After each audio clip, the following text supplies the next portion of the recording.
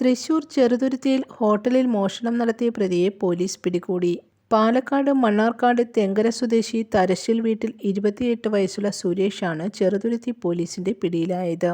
ചെറുതുരുത്തി ചുങ്കം മുസ്ലിം പള്ളിക്ക് സമീപത്തുള്ള eat club എന്ന ഹോട്ടലിലാണ് ശനിയാഴ്ച പുലർച്ചെ മോഷണം നടന്നത്. ഇവിടെ നിന്നും 2000 രൂപയും മൊബൈൽ ഫോണും മോഷ്ടിക്കപ്പെട്ടു.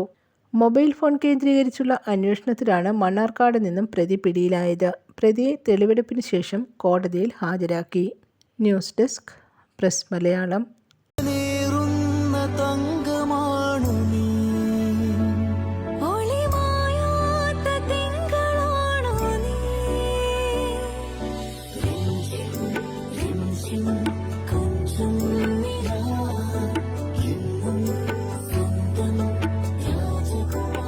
Be a Rajakumari.